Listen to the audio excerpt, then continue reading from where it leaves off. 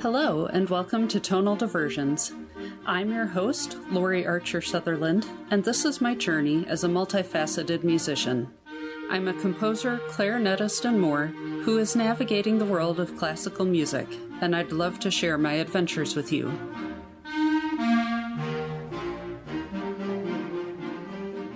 In these episodes, I wanted to talk about my thoughts and experiences with learning Dorico notation software. I've used Finale since college, and it was released on floppy disks. I have a lot of years invested in Finale. I'm breaking this episode into two parts. Part 1 will be about the purchase, installation, and setup process, plus some general views on the program. Part 2 will cover some of the details of entering music and other features. Why the switch? Dorico has been on my radar since it first came out in 2016, though the project was announced a few years before that. It has reimagined how to work with putting music into written form. For me to switch, I needed a compelling reason in order to overcome the sunk cost fallacy. I'm still learning things with Finale, and I learn something new with pretty much each project I do. And I've used it for decades, so the thought of learning an entirely new program is rather daunting. While I'd heard good things about Sibelius over the years, it didn't seem like a big enough change to invest time and money in switching. If I hadn't already been firmly in Camp Finale at that point, I probably would have gone to Sibelius. A friend gave me a really quick walkthrough of some features of Dorico, and it does feel like a different approach to creating notated pieces. While there are video tutorials out there, it helped me to have someone I know talk me through it in real time. I took advantage of their Black Friday sale, which had 20% off the cross-grade purchase for Dorico 3+5, plus the promise of a free upgrade to Dorico 4. My total cost was around $200. That was only about $50 more than Finale's latest upgrade, which I'd already decided I didn't need. I'm not affiliated with either program, so anything I buy is with my own money. For those who aren't aware of the cross-grade option, it's special pricing for those who already own the professional version of Finale or Sibelius. Otherwise, it's close to $600 if you're buying new, and $350 or so if you're affiliated with an educational institution. By the way, that's how I initially bought Finale, is I was getting ready to graduate college and realized that that was a good deal on that program, and I needed to go ahead and spend the money on it. There's a cheaper Dorico Elements program, but I don't know what that includes. Since I had the cross-grade option and I produce music for publication, I knew I needed the full pro version of Dorico. If you're doing music as a hobby or you are only writing like solos or quartets or something, I'm going to guess that Dorico Elements might be just fine for you. Purchase and installation. I'll admit this was not a great experience. My initial documentation for the cross-grade from Finale was rejected. It took weeks of back and forth with customer service via email to figure out that only part of my screenshot was showing up for them, even though it showed up entirely for me, and of course it wasn't the part that showed proof of ownership of Finale. It was just like a little blue square or something ridiculous. Then their help desk wouldn't accept the new PDF, so I basically had to figure out that I needed to go back through my original purchase and buy it again in order to submit the new PDF. Since my first JPEG didn't work, I switched to PDF in order to resubmit. Fortunately, the Black Friday discount remained, even though by that time it was well into December, and thankfully I wasn't charged twice. The rest of the installation went okay, but it still seemed a bit convoluted. I didn't do anything with the program at that point because I knew I didn't have the time to dedicate to learning it between Midwest and Christmas. Dorico 4 got released early this year, and while I did get the free upgrade and got it installed, I had to do an internet search to figure out how to do it. I ended up on a Reddit thread that linked to a post somewhere else that gave tips on how to get the new software. While this setback wasn't nearly as drawn out as the cross-grade debacle, it was still frustrating. They've since changed things with their installation procedure, but frankly, it's still not as simple as Finale. Do I need the downloader or the activation assistant? Stuff like that. I feel there are too many separate little programs I have to navigate instead of just hitting update from within the program. But finally I had it up and running. Or so I thought. I initially opened it and it seemed to work. However, in the couple of months between then and when I got to use it again, it said no license found. Spent another 20 to 30 minutes trying to figure stuff out, had to reboot my computer, and more, only to have it say my verification was expired. Apparently there was another step I was supposed to have taken, with no alert that I was aware of to let me know that that was a thing. I got to their chat, explained everything, and he was actually really helpful and got me back up and running. I do have to wonder if others were dealing with this issue as well, since I didn't have to jump through any more hoops to show that I'd purchased the program or anything like that. All told, that was at least an hour of my time. And I realize I'm spending a lot of time talking about this here, but I'm going to be honest about their convoluted installation and authorization process.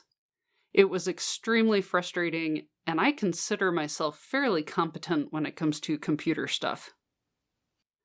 I will add that since all of that, I have been able to regularly get into the software without any problems.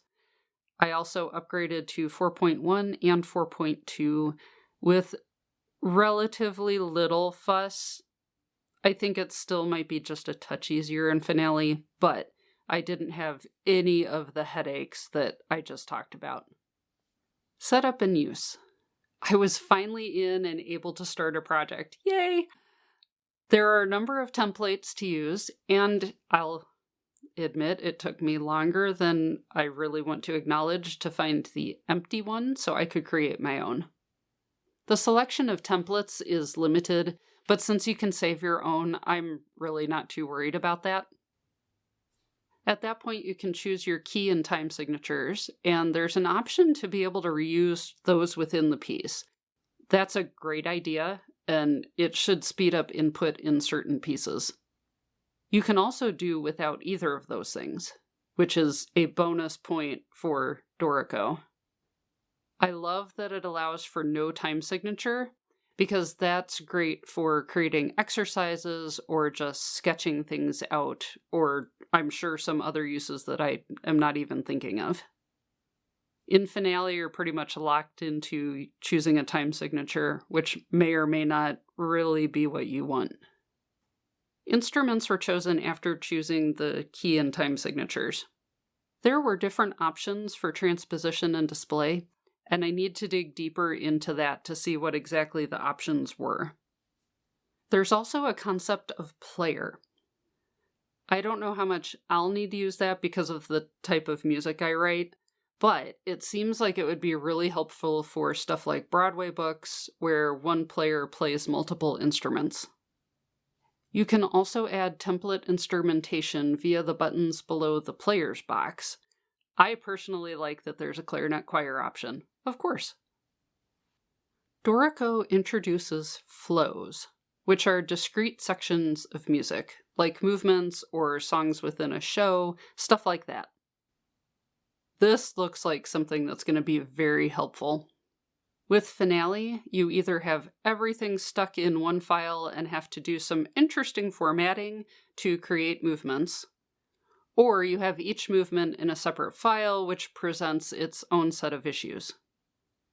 There might be another option that I don't know about in Finale, but movements have always been rather frustrating to me there.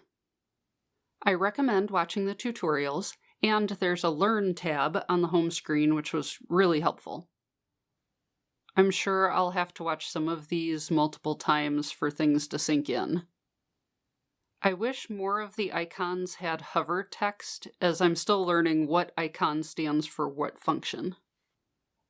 One thing I have to be aware of is that this doesn't function how I expect Finale to work.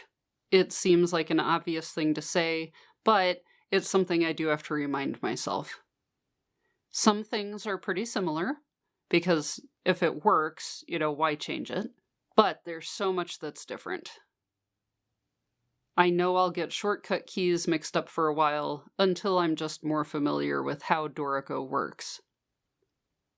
With that in mind, Dorico has a printable quick reference card, which is going to be really handy, and I've already printed it out for myself. Another interesting thing about Dorico is that it separates the functions of setup, writing, engraving, and playback, though they're still interconnected. I think that's ultimately a good thing, even though I'm used to it all being together in Finale. I've already learned to remember library then options in the menu, as that's where some things hide. And there's also a properties pane at the bottom of the screen that has other options. I'm sure it'll take time to get used to which section has what information and all of that. Plus, there are a few more places where things like to hide. It took a bit to make sure that Dorico and my computer talk to each other with regard to playback. I'm on Windows 10. Be aware of the setting for let application take control of audio, or however it's worded, and the sample rates. It seems like all of those need to match in order for things to work, at least on my machine. The one problem I have with letting the application take control of audio is that if I'm in the middle of a project and want to watch a tutorial on YouTube, the YouTube audio won't play because Dorico has full control over the audio. Finale's the same way, but I seem to remember it wasn't quite as picky if you deselected the take control option. And maybe one of my listeners has an idea for how to get both things to actually play audio, even if they're both open. Dorico did recognize my MIDI keyboard with no issues at all. It's that little Akai LPK25 keyboard that I mentioned in a previous episode. This concludes part 1 of my experiences with Dorico. Next time, I'll dive more into the process of inputting music.